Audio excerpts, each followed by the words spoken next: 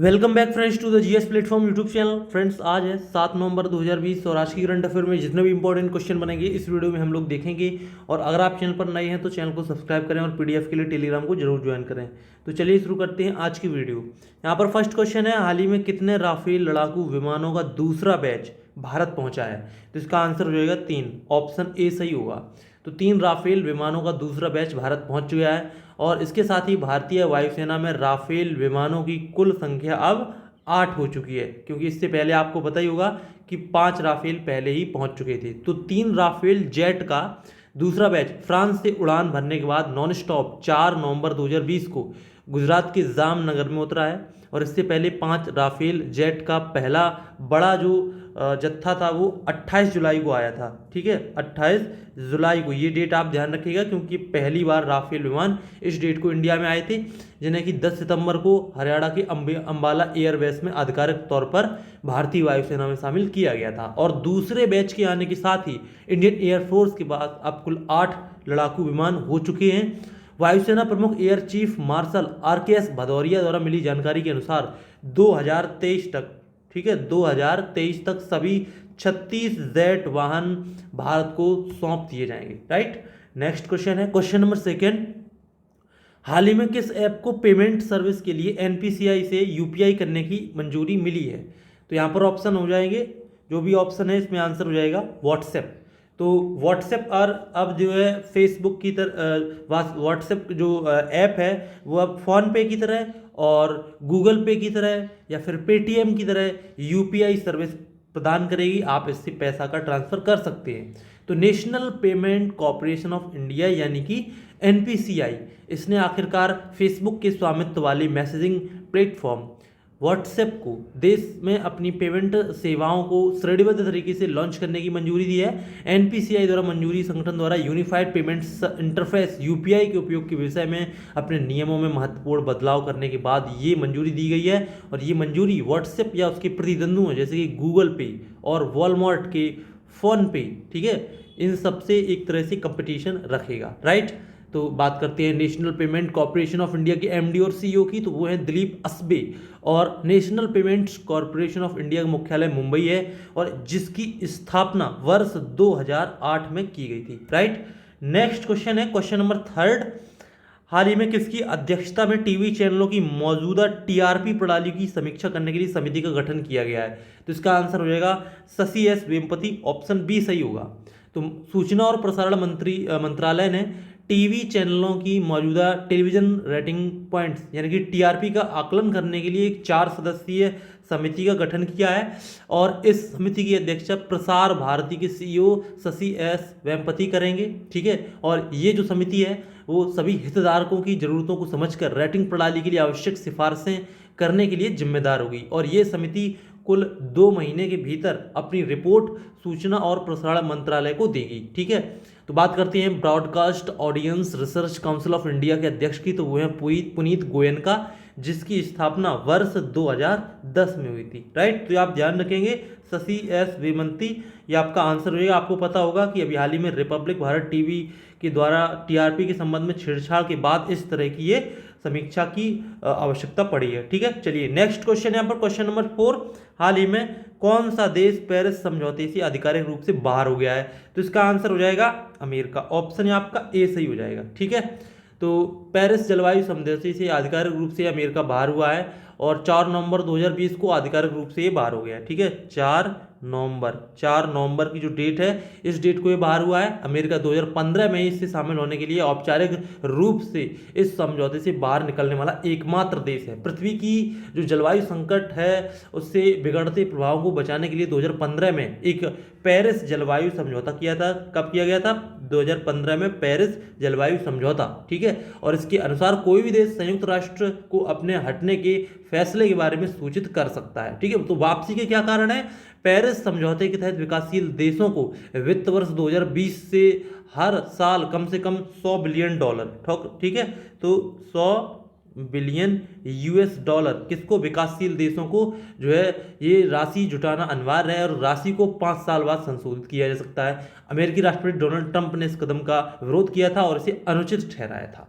Paris जलवायु समझौता की बात करें तो ये दिसंबर 2015 में हुआ था और इसमें कुल 195 195 कंट्रीज थे और इनमें 23वें UNFCCC के दलों के 23वें सम्मेलन में कार्बन उत्सर्जन को कम करने के लिए इसका जो है आयोजन किया गया था। ठीक है, तो ये सब पॉइंट्स ध्यान रखेंगे कि ये जलवायु परिवर्तन से रिलेटेड समझौता था और इसमें अमेरिका बाहर आ गया है। ठीक है, नेक्स्ट क्वेश्चन है क्वेश्चन नंबर 5। हाल ही में international day for preventing exploitation of environment in war and arms conflict कब मनाया गया? तो यहाँ पर जो ऑप्शन दिए गए हैं आंसर हो जाएगा 6 नवंबर, ऑप्शन डी सही होगा। तो देखिए ये जो दिवस है वो हर साल 6 नवंबर को अंतर्राष्ट्रीय स्तर पर युद्ध और सशस्त्र संघर्ष में पर्यावरण के शोधन को, पर्यावरण का जो शोषण है उसको रोकने के लिए अंतर्राष्ट्रीय दिवस पर मनाया जाता है। संयुक्त राष्ट्र महासभा ने 5 नवंबर 2001 को, ठीक है, 5 नवंबर वर्ष 2001 को प्रत्येक वर्ष के 6 नवंबर को युद्ध और सशस्त्र संघर्ष में पर्यावरण के शोषण को रोकने के लिए ये दिवस मनाने की घोषणा की थी। युद्ध के दौरान जब विभिन्न परिस्थिति तंत्र जैसे कि पानी की आपूर्ति में जहर और जंगल जालन यानी कि जंगलों का जलना होता है, जानवरों की हत्या होती है आदि को प्रभावित करता है और युद्ध की वजह से ही होता है। हालांकि मानवता ने हमेशा मृत और घायल सैनिकों, नागरिकों, नष्ट शहरों और आजीविका के संदर्भ में अपने युद्ध हताहतों की गिनती भी की है, जबकि पर्यावरण अक्सर युद्ध का एक असंगठित शिकार बना रहा है। ठीक है, और इसमें फसलों को जलाया जाता है, जंगलों की कटाई होती है, मिट्टी में जहर मिला दिया जाता है और जानवरों की सैन्य लाभ प्राप्त करने के लिए हत्या की जाती है। तो इन सब के लिए एक दिवस मनाया जाता है 6 नवंबर को। ठीक है, नेक्स्ट क्वेश्चन है क्वेश्चन नंबर 6। हाल ही में किस देश के राष्ट्रपति पोम्बे मागुफुली ने दूसरा कार्यकाल जीता है? तो यहाँ पर जो ऑप्शन है आंसर हो जाएगा तंजानिया, ऑप्शन डी सही होगा। तो देखिए तंजानिया के राष्ट्रपति जॉन पोम्बे मागुफुली ने 5 साल के दूसरे कार्यकाल के लिए राष्ट्रपति पद की शपथ ली है। उन्होंने 5 नवंबर 2020 को शपथ ली है और उन्होंने 28 अक्टूबर को हुए चुनाव में कुल 84% वोट हासिल किए और उन्हें तंजानिया के पांचवें राष्ट्रपति के रूप में चुना गया है। ये भी आप ध्यान रखिएगा। और मैं आपको बताना चाहूंगा कि तंजानिया एक अफ्रीका महाद्वीप का देश है। राइट, चलिए नेक्स्ट क्वेश्चन है क्वेश्चन नंबर 7। हाल ही में किस नगर निगम ने प्लास्टिक लाओ मास्क ले जाओ पहल का शुभारंभ किया है? तो इसका आंसर हो जाएगा देहरादून नगर निगम, ऑप्शन सी सही होगा। तो उत्तराखंड के देहरादून नगर निगम ने प्लास्टिक कचरे के निपटने और कोविड-19 के प्रसार को रोकने के लिए प्लास्टिक लाओ मास्क ले जाओ ये पहल शुरू की है और इस पहल के तहत प्लास्टिक कचरे के बदले 5000, ठीक है, 5000 फेस मास्क वितरित किए जाएंगे। देहरादून के नगर आयुक्त विनय शंकर पांडे अपने घर से प्लास्टिक कचरा लाकर और फेस मास्क प्राप्त करके और प्लास्टिक कचरे के खिलाफ जनता में जागरूकता पैदा करके इस मास्क के महत्व के बारे में बताने वाले पहले व्यक्ति बने हैं। और उत्तराखंड की बात करें तो राज्यपाल है बेबी रानी मौर्य और वहाँ की राजधानियाँ हैं शीतकालीन है देहरादून और ग्रीष्मकालीन है गैरसैंण और वहाँ के मुख्यमंत्री हैं Trivendra Singh Rawat. Right, next question है क्वेश्चन नंबर 8। हाल ही में सिस्का ग्रुप ने अपना नया ब्रांड एम्बेसडर किसे बनाया है? तो इसका आंसर हो जाएगा राजकुमार राव, ऑप्शन ए सही होगा।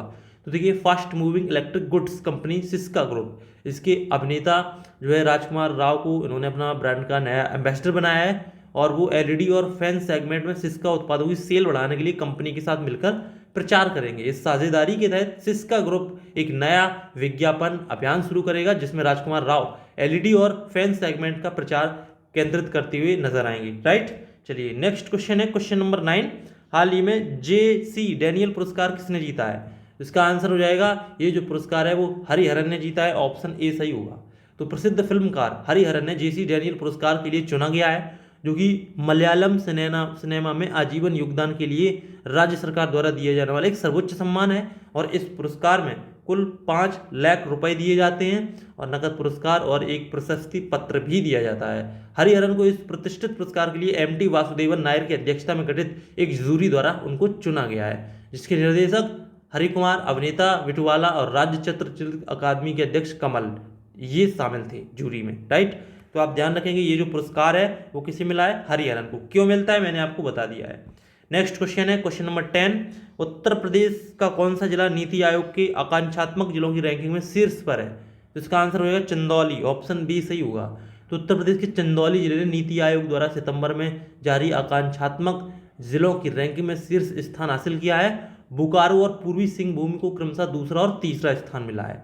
आकांक्षात्मक जिलों का जो कार्यक्रम है इसका उद्देश्य उन जिलों को बदलना है जिन्होंने प्रमुख सामाजिक क्षेत्रों में अपेक्षाकृत कम प्रगति दिखाई है और वे विकास के उदाहरण के रूप में अब आगे बढ़ रहे हैं और उभरे हैं। राइट, तो ये रहे आज के टॉप 10 क्वेश्चन।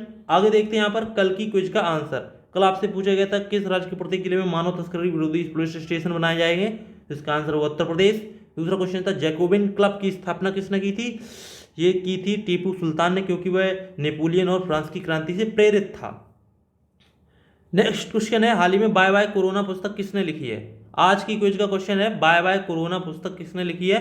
4 ऑप्शन दिए हैं, कमेंट बॉक्स में इसका आंसर जरूर दीजिएगा। और दूसरा क्वेश्चन जीएस से रिलेटेड है, पुर्तगाली साम्राज्य का वास्तविक संस्थापक किसे कहते हैं। ऑप्शन यहां पर दिए जाएंगे, आंसर कमेंट बॉक्स में बता सकते हैं। तो अगर आपको वीडियो पसंद आए तो प्लीज वीडियो को लाइक शेयर कमेंट करना ना भूलें। मिलते हैं नेक्स्ट वीडियो में, तब तक के लिए नमस्कार।